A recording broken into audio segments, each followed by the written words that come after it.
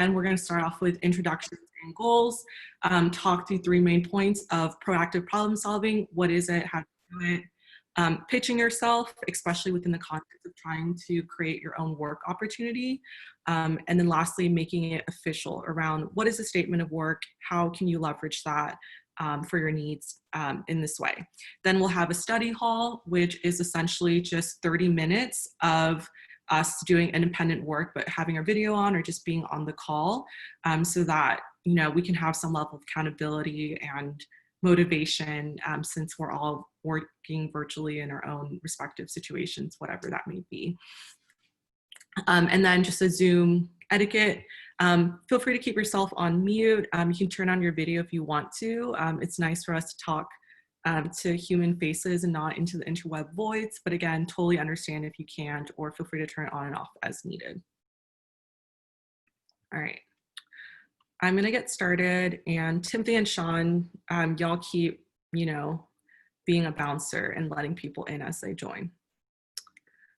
All right, so again, we are the Blackstone LaunchPad powered by Techstars at UT Austin. Feel free to call us the LaunchPad, a program housed under School of Undergraduate Studies, so we can be discipline agnostic and serve as many students as possible, regardless of whatever school they're coming from. Our program helps students of all backgrounds navigate the UT entrepreneur ecosystem. You can think of us as the Google Maps to help you navigate the 40+ entrepreneurship opportunities at UT. We serve students who are interested in company creation. So if you have a startup idea, what do you do with it? Where do you go from here? Come to us. If you have an active venture with current customers and or revenue, come to us and we can support you. But we're also trying to move further upstream and help students who may not necessarily want to start their own business, but can still benefit from some of these entrepreneur skills. The services that we provide, we were a physical co-working space in the Fawn Academic Center. Hopefully we'll figure out if we will continue to be so in the next few weeks. We connect students with startup mentors from different industries. We are part of this greater LaunchPad powered by Techstars network of 24 campuses across the US and Ireland, including schools like A&M, UCLA. And so we're able to give students additional funding opportunities, special events opportunity, take y'all to New York for a special conference, UCLA for a special startup weekend event, etc. We produce events and workshops like this one. We run a summer accelerator program called SEAL, Student Entrepreneur Acceleration Launch, which you can think of as a capstone project for if you have a startup and you're exiting you know, the university environment, we'll help you find your next home. And then lastly, Project Forward, which is our pilot program to encourage entrepreneurial thinking to help students continue to move forward in their professional career. Basically what that looks like is we have Timothy and Sean, our student innovation fellows, who've been conducting tons of research and interviewing students about how, you know, COVID has affected their professional development and work opportunities. And I, on the back end, are talking to partners on campus as well as externally, such as Second Day, to see how they're adjusting, pivoting, and what are points of collaboration. All right, I'll let Second Day introduce themselves.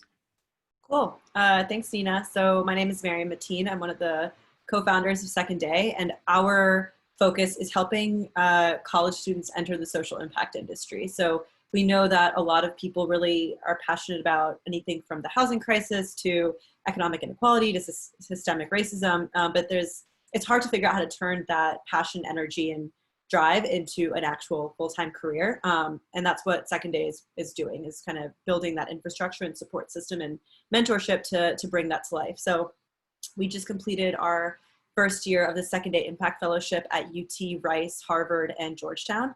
And we supported 35 students from across those 4 schools on professional development, understanding the industry better, connect them to mentors and employers in an effort to kind of jumpstart their social impact careers. So we will be doing that program again next year for any of you who are interested and are going to be seniors next year. Please feel free to reach out anytime. And yeah, we really love the work that Blackstone LaunchPad does, and we're excited to be able to help bring some content to the table. So yeah, that's us. Okay, awesome. All right, so again, talking about the entrepreneur mindset, for those who are new, an entrepreneur mindset is defined as a set of skills that enables people to identify and make the most of opportunities, overcome and learn from setbacks, and succeed in a variety of settings. You can think of it as a toolkit with lots of different tools inside that can help you move forward in life, personally and professionally, even if you don't necessarily want to build your own business. The tools in this toolbox, according to what we reference, which is the Network for Teaching Entrepreneurship, NFTE, include initiative and self-reliance, essentially independent, like self-driving work, flexibility and adaptability, communication and collaboration, especially from the lens of persuasive communication, creativity and innovation, creative problem solving, critical thinking, problem solving, thinking from a more systems level, future orientation, opportunity recognition, seeing problems as opportunities to create solutions, which is what we'll be diving into today, comfort with risk. So again, arguably all of our modules touch on some of these aspects, but today's module will probably touch on most of them, and it is a little bit more advanced. So really excited to dive into this with y'all. All right, so let's talk about proactive problem solving and how you can be, how can you orient yourself towards seeking out problems before they're posed to you. So in talking about that, let me provide some additional context about how I've created work opportunities in the past for myself and how anyone can do it. The main thing that I want y'all to take from these 3 stories is that you have total permission to be unconventional and creative and entrepreneurial and, get your foot in the door any way that makes sense for you. So more context about me before I stepped into this role at UT last August. I'd been freelancing full-time for 2.5 years as a digital content consultant and strategist, fashion photographer, and creative director. But my freelance career actually started when I was a freshman at UT back in the day when I was studying advertising. So the story with the cookies. Okay, so freshman year, I was studying at BNews on MLK, right? Had a vegan cookie, not vegan, but it just blew my mind. And my thought process was, wow, this product is phenomenal. 2, their marketing is kind of trash, and as an advertising student, I think I could add so much value. Started looking up their brand. I was like, I could do a new logo, right? I could help with food photography, building a website, running social media. And, something I really want to advocate for, especially as students, is you have skill sets that you might think are commonplace or just like, duh, everyone has it. Like everyone can use this Excel spreadsheet, everyone can use Photoshop. That's not necessarily true, right? And so my perspective was, wow, this mom and pop like bakery, they're doing the farmers market, they're vending their food at different, coffee shops around town, but their strength is in the food. It's not in communicating and persuasive communication, visual communication. So how can I step in? So I essentially just sent them an email. It's like, hey, my name's so-and-so.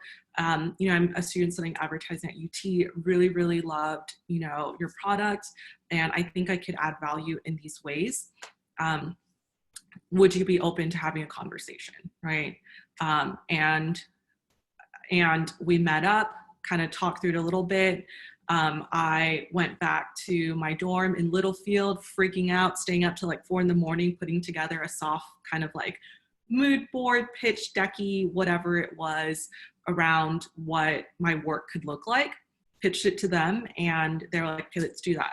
So it ended up rolling into a several-month engagement. And again, as a freshman, I had no idea what I was doing. I was Googling things constantly, like how do you structure billing for building a website? How do you build a website, right? And so it was a lot of trial and error. But I'm really glad that I pursued that opportunity. So that's story one. Story two is with 3 Day Startup, which if you're not familiar, is a nonprofit in town that teaches entrepreneurship education to students over a 3-day weekend intensive. I've been involved with them for a long time.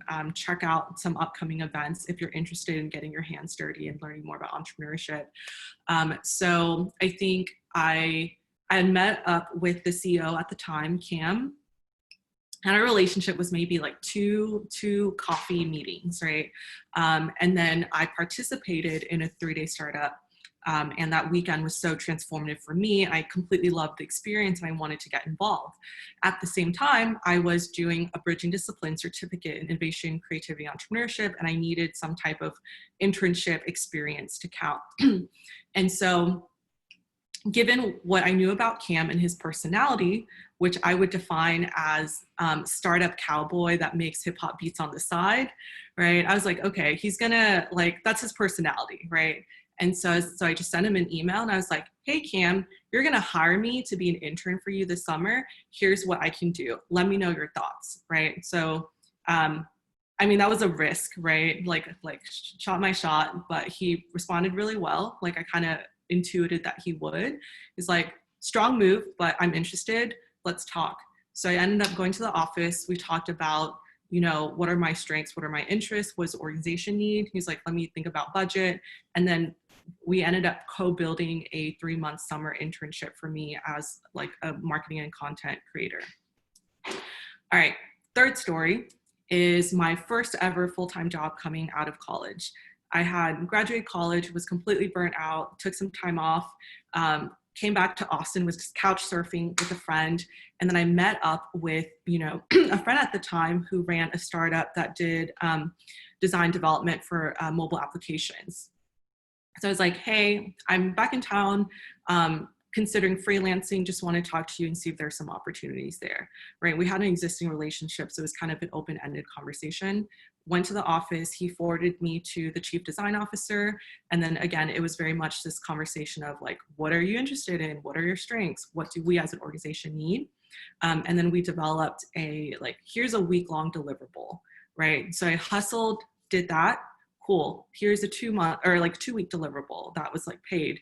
That went well, let's do 1 month. And eventually this kind of co-creation process led to 3 months to hire, where this became my first full-time job coming out of college as director of partnerships, right? And running their labs department. And it had never existed until we as organization individual had that conversation. So again, the key takeaways I want y'all to have from that story is you totally have permission to be unconventional and create your own opportunities, right? Something that a mentor told me was that has stayed in my head is just instead of knocking on the front door like everyone else does, how can you get invited through the side door or create your own door? All right, so what is proactive problem solving and how can you leverage that? So going back to one of the tools in that toolkit is opportunity recognition. I just call it detective work, right? How hard can I creep on an organization? So something that I might do is consider, what are some organizations that I'm excited about and why? Can I kind of snoop around on the interwebs and get a gauge for what their potential challenges or opportunities might be? And then do I know mutual friends or LinkedIn contacts that I could reach out to, and then kind of brainstorm, how could I add value given my skill sets? What are some ideas, right? And how can I brainstorm a quantity of potential points of collaboration? All right, so let's go through a really clear example of how I might approach this, and then we'll kind of pause and have space for questions. In the last 4 years, I've done a lot of social justice work in Austin, and I really love Six Square, and they've given me permission to include them in this presentation. So let's use them as an organization. So Six Square is a nonprofit with the mission of preserving and celebrating the cultural legacy of the African American community that once thrived in Central East Austin through culture arts, education, economic development, and historic preservation. So let's say, wow, I love Six Square. My background's in marketing, digital content creation, event production. What are some overlaps, right? So I might time myself. Let me take 20 to 30 minutes to do detective work and creep.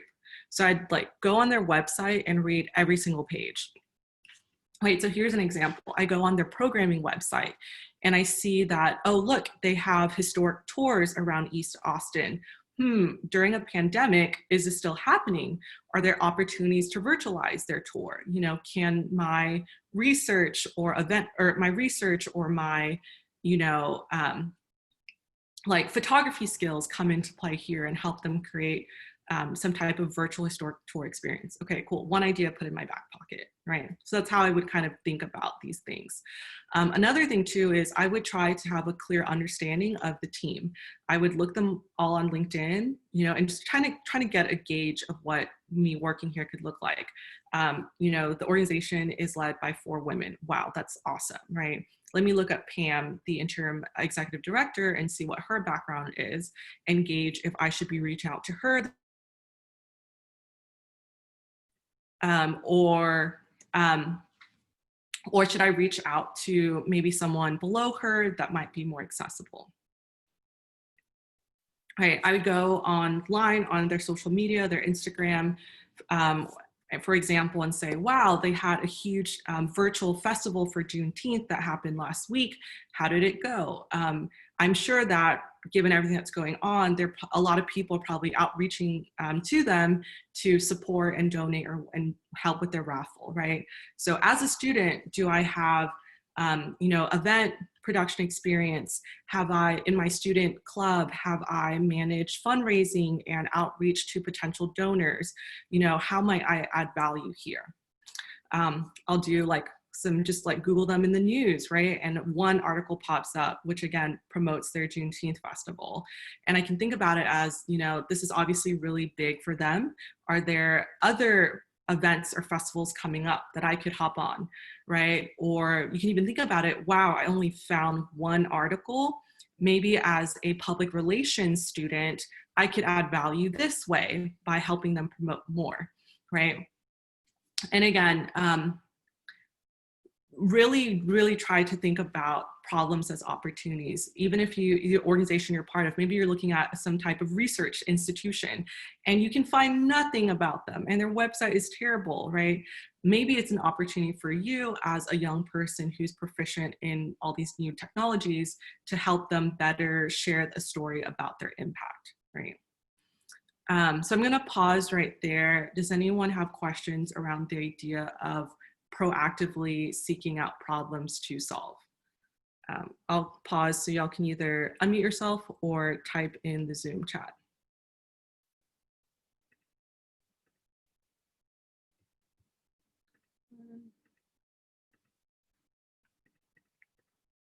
Questions? Okay, yeah, feel free to keep typing if you are, and I'll just keep going. All right, so before we take 5 minutes to do some heads down time, I wanted Phil to kind of share examples about how to contextualize this exercise within a pandemic. So. Yeah, totally. I think, you know, Nina, I love this and it's so awesome. But I also think you're a little intimidated because you're incredibly skilled at a bunch of these different things and you have connections. And it's, you know, if you're feeling like you aren't totally sure what your marketable skills are, or you don't know what organizations go after, like that's totally fine.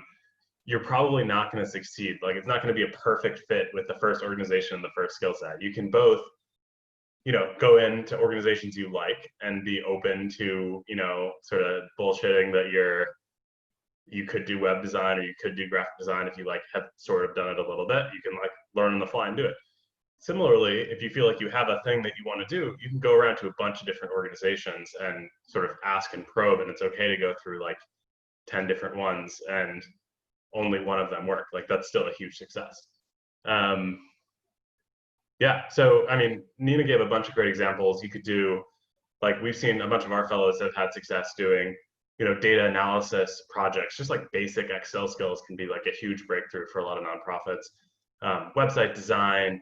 If you see an organization with only like 100 or 200 followers on Instagram or Facebook, or you know, you can help them create a a TikTok or new messaging campaigns or virtual events. Like there are tons of things that you can do that would be really valuable that don't require some like massive skill set or training. So I think I just saw a question come through. Yeah. Yeah, that's yeah. Thank you so much for sharing that, Phil. Another thing too is your touch point might be, hey, can I work with y'all for 2 weeks on this specific small thing, right? It doesn't have to be like, let's come in swinging with an entire 3-month internship, right? And then Allison asked a question in the chat. How do you approach someone in an organization offering them your skills without seeming overly confident? That's a great question. You want to come in as confident and knowledgeable, but not like, I'm here to tear down everything you're doing wrong and let me call it out in these ways, right? So during the later in the workshop, during the engagement process, I'll talk through what it looks like to have that type of conversation.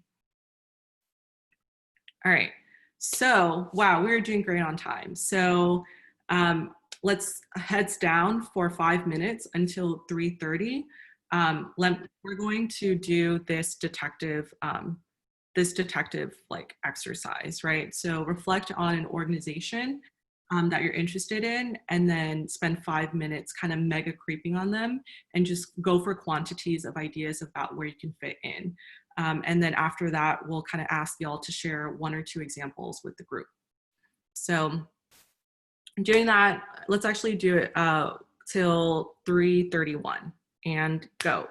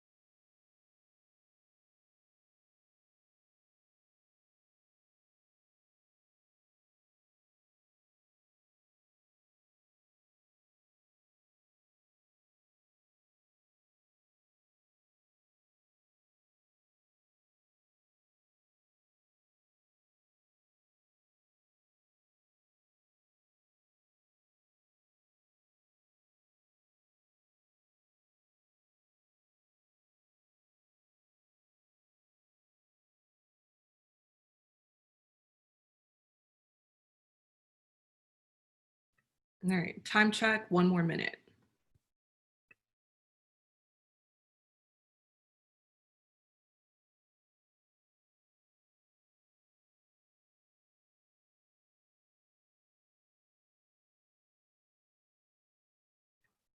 Okay, awesome.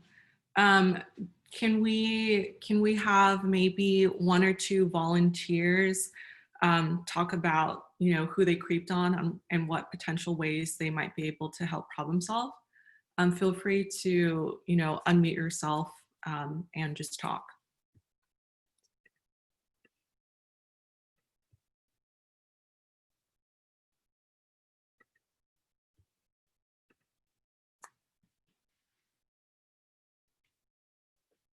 And I can do that teacherly thing where I just hold an awkward silence in the classroom until people talk. Right.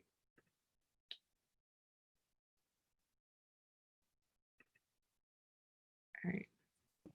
Any takers? I'll go. Awesome. Thank you, Linda. You're welcome. So one of the ones that I'm like excited about working for is the VA potentially, Veterans Affairs with mental health counseling, and something that they could potentially, I don't know if how much of this you want us to answer, but I'm just kind of answering like the Yeah, for sure.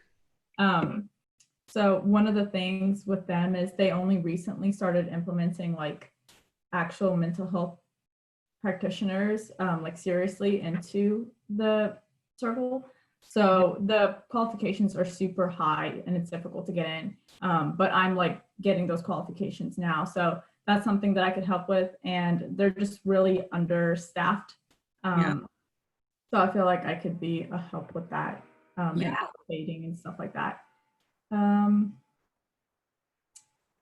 yeah, I think that was the majority of what I had gotten from that. That's like my number one brand or organization. Yeah, that's a great example. And another thing you can think about too is like if they're understaffed and they're doing, this difficult emotional labor of taking care of others, how is their staff being taken care of, right? Are there internal programs that might be needed to help the employees reset? Because compassion fatigue is a real thing. So yeah, like that's a great example. Thank you for sharing.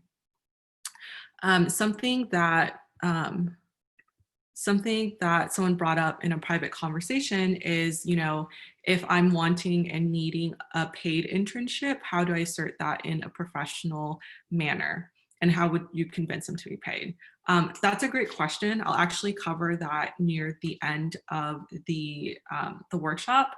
But the takeaway is kind of weighing between several factors.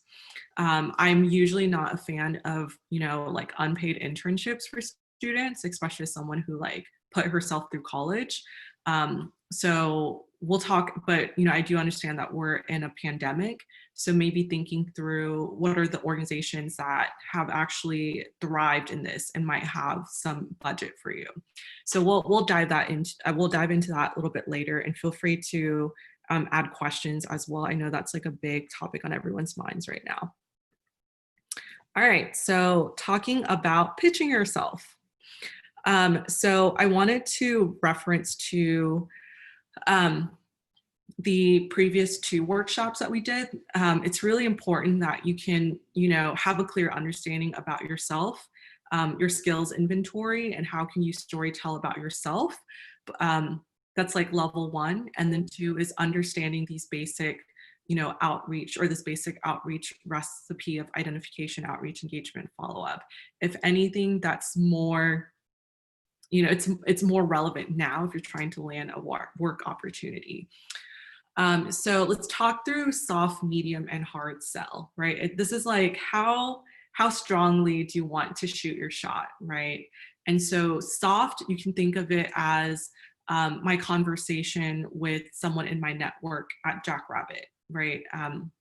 At that startup, it was more of like, hey, I'm kind of back in town, we have a relationship. Let's just talk and see if there are ways to collaborate. So that's like soft. Medium is a little bit more of my experience freelancing for that, like vegan bakery, right? Where it was like, hey, like you don't know me, Here's my background. I might be able to add values in these ways. Let me know if you want to have a conversation. Right. And then hard is like what I did with 3-Day Startup, where I'm like, hire me. Right. And you don't have to, it's a whole spectrum, right? So you don't have to come in that strong. But you could say, you know, hi, my name's so-and-so, here's my background. I'm interested in, you know, supporting Six Square in these ways. And kind of here's some ideas I have, let me know your thoughts, right? So things to consider about the type of organization that you can reach out who might be open to this type of, you know, co-building. Usually the smaller the organization, the more open they are and the more resource crunched they are, and they'll be needing something like this, right? Especially right now, consider reaching out to local nonprofits and mission-driven organizations, because their workload has probably increased, right? And their personnel, you know, like may not be able to manage that. And you know, they might actually be getting additional funding from the government to support their programs and might have budget for you. Openness of organizations, again, usually smaller teams are a little more agile, or startups are open to this type of, you know, co-creation process.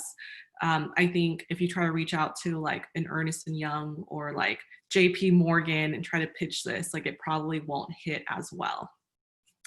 The decision maker, are you reaching directly to the director, or are you reaching to someone else, right? Or do you need to go have several conversations, right? Don't assume that you're going to have one conversation, you're going to get a job and it's like good.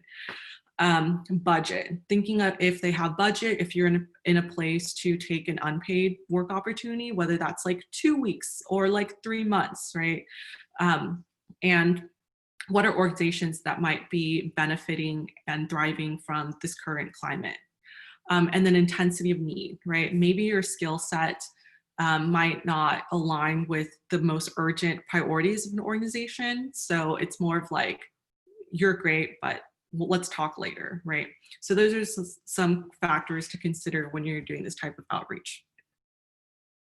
All right, so let's talk about engagement. What does this conversation even look like, right? So I'm gonna go back to my example with 6 Square, and the context is new, like Pam and I have never met. This is our first Zoom meeting together, right? Like what might this look like? Again, caveat, like this is just a conversation. There's like truly no script. This kind of list is more of things to consider, but trust in your own, you know, human communication skills that you can hold a great conversation, right? First piece of advice is drive the conversation. If you're reaching out to anyone new for the first time, you're the asker, so it's your responsibility to be in the driver's seat, moving the conversation along. So what this might look like in my conversation with Pam from 6 Square is, you know, hey Pam, thank you again for taking the time to talk to me. You know, like I mentioned, my email, my background is this, and I'm interested in talking to you with the goal of potentially learning ways that I might be able to support 6 Square from the perspective of marketing and event production, right? Practice reflective listening, which basically means can you actively listen to another person's story or idea, and then can you reframe and kind of mirror it back to them, right? In a way that they're like, yes, I feel understood and seen. Something really interesting I've noticed in my years of freelancing is if you can just practice getting the skill set down really well, people tend to be so in the mud and on the weeds about their problems and operations that a fresh perspective that can help them reframe and just understand their problems, they're more willing, they're like ready to work with you before you even like talk about like what are potential solutions or services you could provide. Ask thoughtful questions. Again, you've done your research, right? So how can you drive this conversation along meaningfully? One way to do that, if you're like, I don't know, it's like so open-ended, is think about or use the why, how, or what, how, why framework. So I'm pulling that from an author named Simon Sinek, who has this book and TED Talk called Start With Why. And I think it's really helpful for this type of conversation. So going back to my example of 6 Square, what it can look like is, hey Pam, so, I noticed that Juneteenth was a huge event for y'all. What are upcoming events that you have on the calendar, right? So that's like an easy, like softball kind of question. How? So, I noticed that you virtualized your last event. How are you planning to do it for this next event if it's supposed to have a vendor market component, right? How are you going about that? So how questions tend to have people talk through chronology, which is really helpful for you to find entry points. And then why is more of like psychographic type of information. Oh, like why is it really important for you to, capitalize on this current environment? Why is it important for you to build relationship with these 2 organizations, right? So you can kind of think about that as a like starter kit for how this conversation might go. Another thing too is just be flexible, right? And it's one of the tools in this toolkit is flexibility, and don't be married to your ideas. You brainstorm and you went for quantity with the ideas that you might be able to throw out, but think of it as more of like back pocket kind of situation. So if you just find new information and that idea is no longer relevant, just like come up on the spot with another idea or throw that idea out, right? So just be flexible. Lastly, define next action steps, and that can be on a range, right? Again, don't assume that one conversation is going to land you this. I feel like it's too minimum, right? But next steps could look like, thank you so much for your time, Pam. I think that this idea of me working on helping to virtualize the historical tours over the next, 4 weeks is a really great touch point.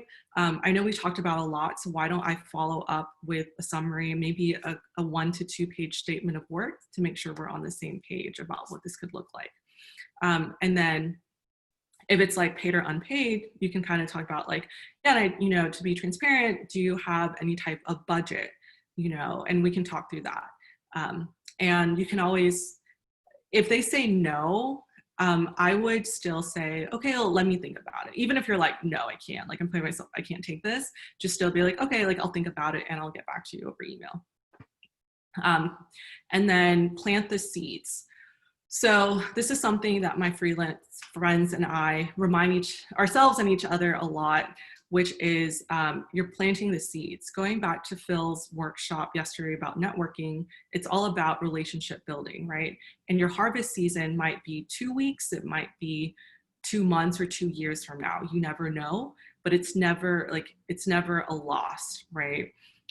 For example, Pam might tell me like, hey, honestly, fundraisings are priority right now.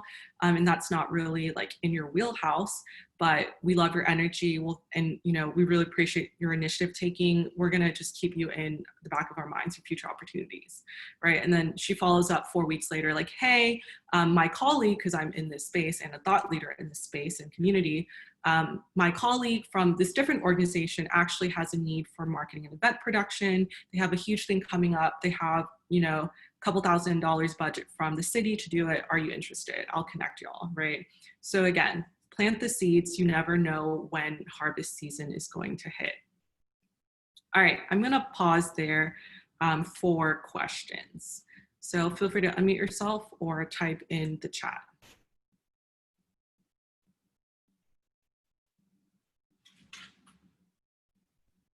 Questions? Everyone still here? Can y'all do like a thumbs up, like emoji? Yeah, okay, cool. Sweet, let's see. Plant the seeds, okay. I'll go back on that. Basically, plant the seeds just means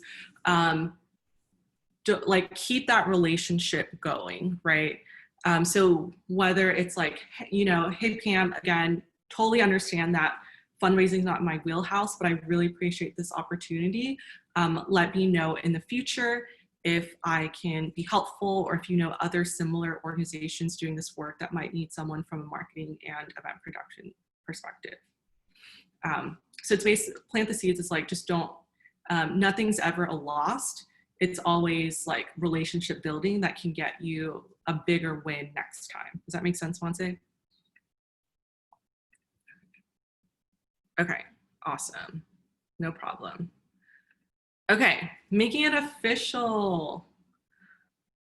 All right, I feel like this is the section where people have a lot of questions on. So feel free to, comment as I speak, or I'll create some intentional spaces.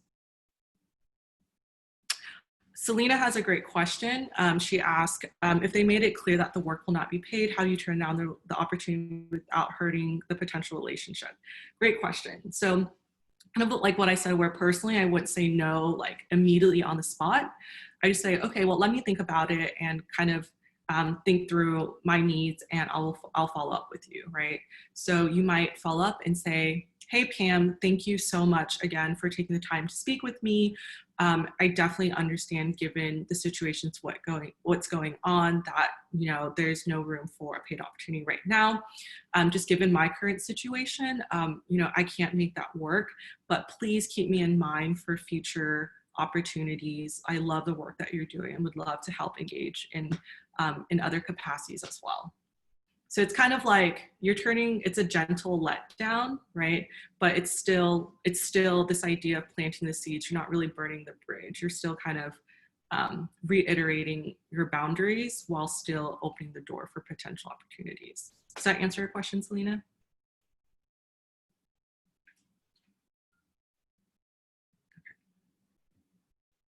Okay. All right.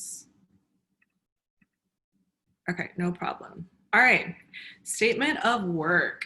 So if you're ever in the freelance world or consulting world, this is a really common term. It's called a statement of work, also scope of work. It's basically an agreement between a client and an agency that defines what's included within a project and what's not. So the goal of a statement of work, which can range from 1 to 2 pages to 20 pages, is just to manage expectations and make sure that everyone's clear about what's going on, right?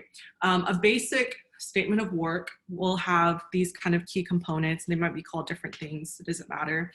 The first is context, right? Like, why are you engaging? Goals, like, what are we trying to do here? Expectations, like time commitment, meetings, etc. What are the hard deliverables? What's the timeline of this happening? And then kind of like cost structure, which I'll talk about again at the end. A great example that might be helpful for students is to think about this as a syllabus, right? So a syllabus is essentially a soft agreement between you and your professor about this class that you're signing up for. Why am I taking this class? What is this about? What are the goals? What am I going to learn? What are expectations around attendance, grading, meeting with TAs? What are the deliverables? What are my actual homework assignments? What's the timeline? When are exams happening? When are things due? All right. All right, so I'm gonna show a professional statement of work and then show a more like toned down student version for y'all. So it'll be okay. So this one is a real one that my business partner and I used last year. And it was for a client who needed us to produce a lot of content and marketing stuff for a 3-day conference happening in the summer. And again, talking about planting the seeds, it was 6 months of like having a conversation, then having multiple conversations before we actually sign papers, right? And that's okay. It's, again, like, you don't know when harvest season is going to hit. So the overview kind of sets the context. Because we did have this longer relationship, we didn't need to flush it out as much, but it generally states like, why are we doing this? What's needed? Description of services, that's kind of like the goals. What are we doing? So talking about what exactly do we mean when we say digital content strategy, right? So things like develop a communication campaign for before, during, after the event, develop an editorial content calendar, conduct an audit. So kind of like clear expectations. And this was only 2 pages. The second page is work requirements, and this is more of like expectations and boundaries, where essentially our verbiage is, look, we can't complete these things if you don't give us access to things we need, if you're not available and responsive in a reasonable time, if you don't like pay us like on the timeline, like, you know. So kind of establishing boundaries about what we won't do. Like if you don't do these things, we're not going to keep doing the work.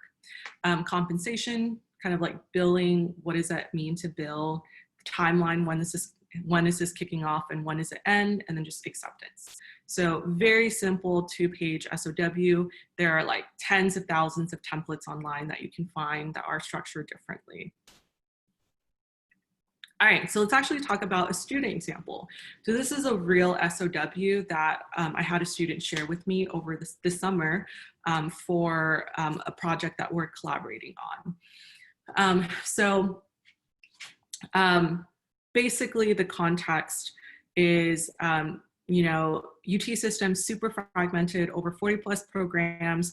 How can we create an experience that's a little bit more interactive, easy to use? What does that look like? So I didn't give her this exact checklist, but she kind of hit it in her own ways and just used different words. So it's totally fine. So she just kind of set the context about like, here's the challenge, right? Here are some other problem points. Here's the resources that we could potentially build. And then she defined the goal. So what are the objectives of this? Creating a tool, consolidating information, expanding participation through kind of more intentional information dissemination. She clearly says expectations, right? Like she has another internship. So on a weekly basis, I can expect, you know, this type of hour commitment from her.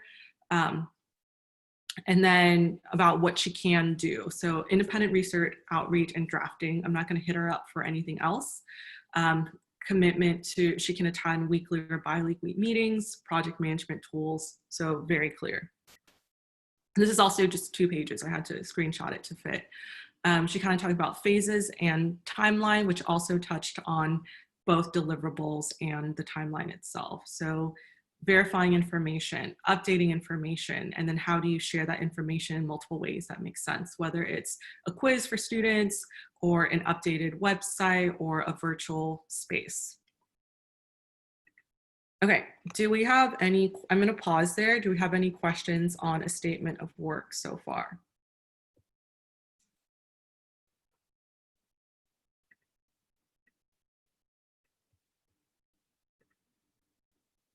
No. Okay. All right, so let's talk about paid versus unpaid. How you can think about trying to secure a paid, or how you would structure like billing for a paid you know, engagement is you can think about it as hourly or project-based. I think hourly is the simplest form, and it's what a lot of students are used to, right? Where it's like, you know, I can commit 5 hours. I think this is gonna take me 5 hours a week. Here's my hourly rate. And project-based is more of like this bundled lump sum. So like for these 2 weeks worth of work, you're gonna give me like X amount of money.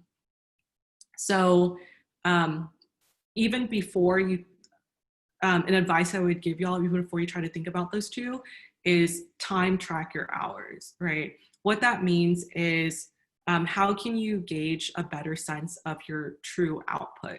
So something I do is I use an app called Toggle.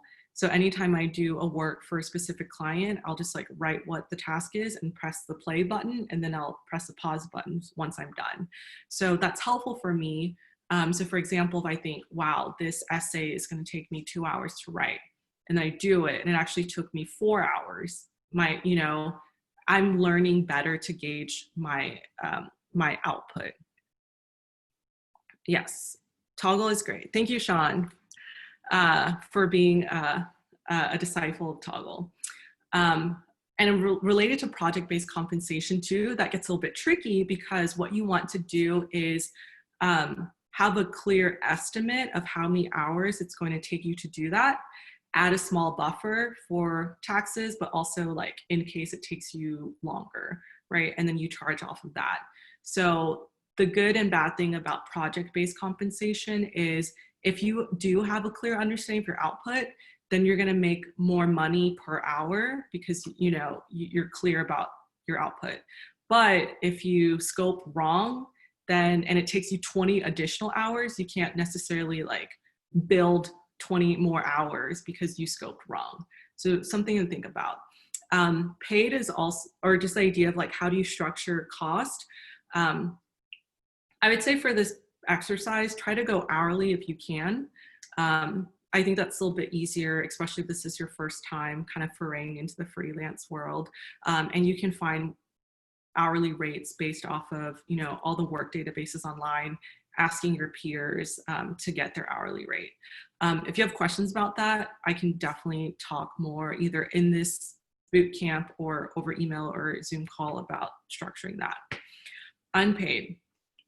So if you are in the position to take an unpaid internship or micro internship opportunity, there's still other ways that you can leverage it to your benefit. So think about it as entire value pie and how you can negotiate that. Can this thing be a great portfolio piece or resume builder for you? Can you double dip and get course credit for this? Can you say like, okay, I'll do this work for free, you know, for this specific amount of time, but I'm going to create the job title I want that leverages me into my next position. Letter of recommendation. Can you get a strong letter of recommendation from maybe this really well-known person in the industry you're interested in? Or can you even get them to be your default referral for like the next year, right? So anytime I apply for a new job or scholarship, you're getting an email from me for that referral. Lastly, establish boundaries. We should establish boundaries in all areas of your life, but especially in this context, right? Even well-meaning people might forget you have another internship and they're asking you to do these things that you didn't initially sign up for or you don't have time for, right? So something like a scope of work helps get people on the same page, and you can kind of reference it nicely like, hey, like, you know, this is beyond the scope of my work. I'm more than happy to do this, you know, and you kind of gauge if it's like unpaid, then it might be like a one-time, like I'm an overachiever, or if it's paid, it might be like, I'm billing you more for this, right? But really, really, like you know, you're a college student, but you have value to add, you have experiences, you have knowledge, and people should value your time accordingly, right? So be really clear about the boundaries that you set.